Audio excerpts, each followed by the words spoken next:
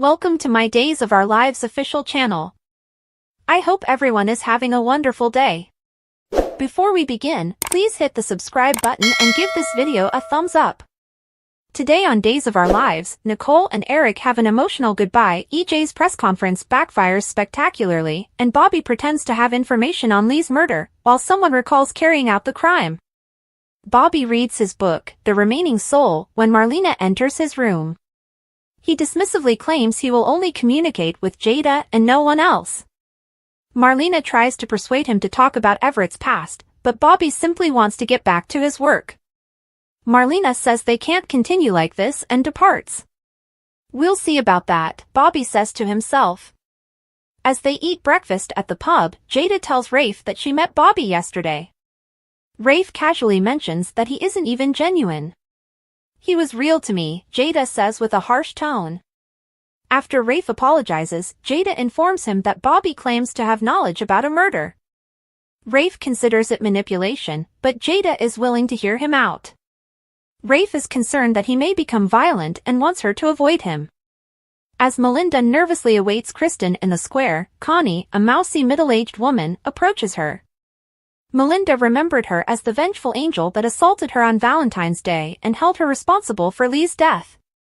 Connie apologizes, explaining she was only envious since she liked Lee but he was fixated on her. Melinda is cautiously understanding. Kristen approaches Melinda after Connie has left, saying that the CEO never has to be on time.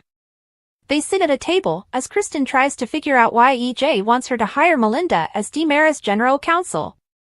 Also, why would Melinda want to work for her in the first place? Despite being triggered by Kristen's mere presence, Melinda is able to set aside their problems. Kristen cannot say the same.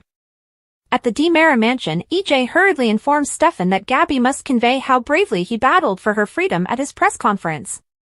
Stefan chuckles, noting that EJ only released Gabi because he blackmailed him. As they argue, Gabi walks in, fresh from a visit with Ari in Phoenix. EJ expects them both to attend his news conference. They owe him. Stefan says they will be there. Gabi confronts Stefan with the truth about her release after she overhears him blackmailing EJ. Stefan locks the double doors, informing her that EJ is not Jude's father. Eric comes to the Spectator to inform Nicole that he has a job in Paris. He is flying away today. Nicole, visibly moved, admits she will miss him. Eric, tears welling in his eyes, reiterates the sentiment.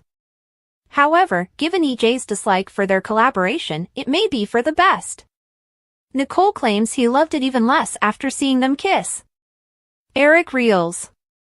If they were together, he isn't sure what he would do if he saw her kissing another man. She breaks down and sobs as she realizes this is indeed goodbye.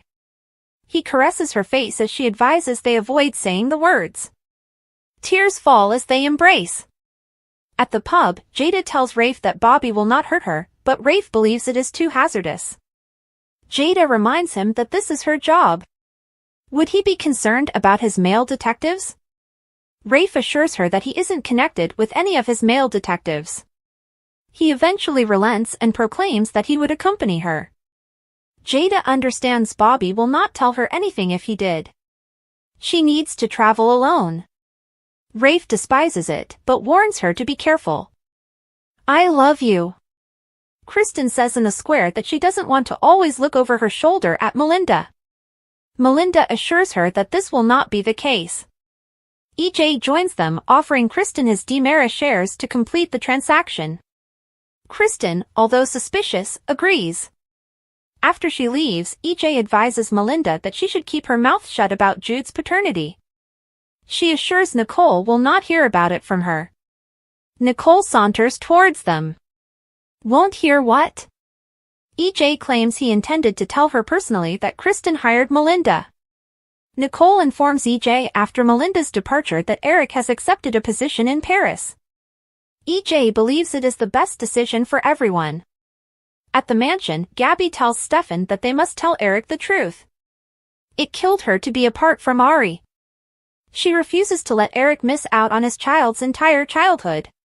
Stefan reminds her that EJ came through for them and they do not need another conflict with his brother. Gabi understands, but Eric does not deserve this. Stefan despises it as well, although he recently regained her affection. He cannot risk anything interfering with their peaceful coexistence. She promises to try and see things his way.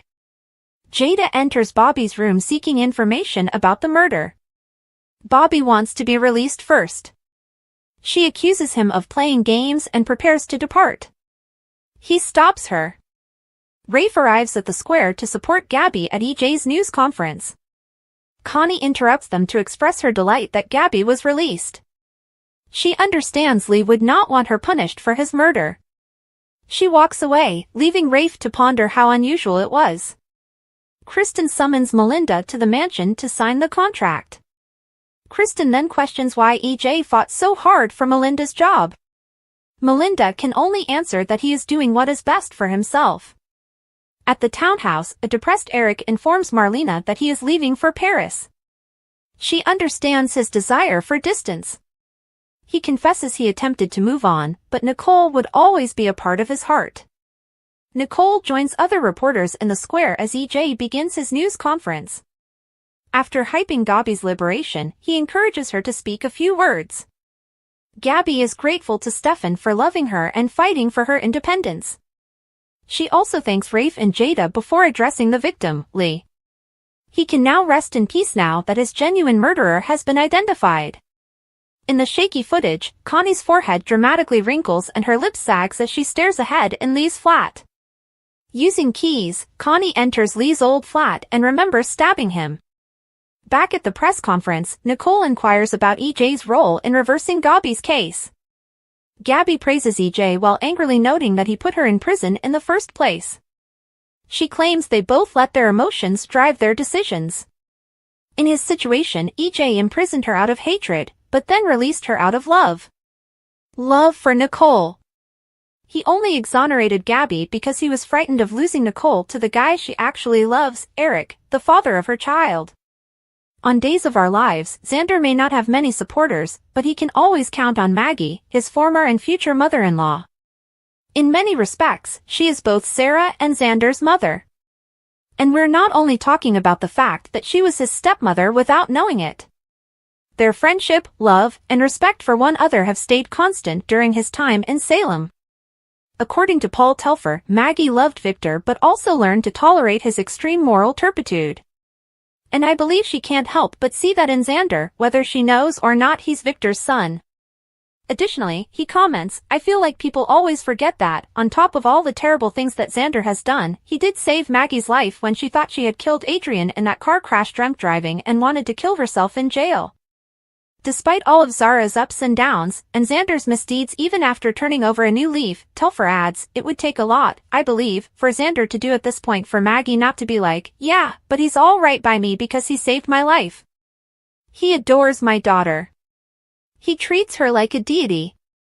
So, what more do you expect from a son-in-law? That connection has been critical to Xander, therefore it stands to reason that his relationship with his surrogate mother, Maggie, as well as his inferred conflicts with his biological mother, Fiona, have been central to Xander's life in Salem since nearly the beginning. And they've been linked from the outset. It goes right back to the beginning of Xander and Sarah, Telfer recalls, because the first time I ever talked about any of this stuff was when Maggie was going through her relapse with alcohol and I had one of my first real tender scenes ever on the show. Days Xander and Maggie converse on the couch in the old Kiriakis mansion's living room. It was definitely my first, emotional session, with Suzanne, in which I discussed my horrific background, my alcoholic mother, and so forth. That was when he first opened up to Maggie, Xander's second key relationship.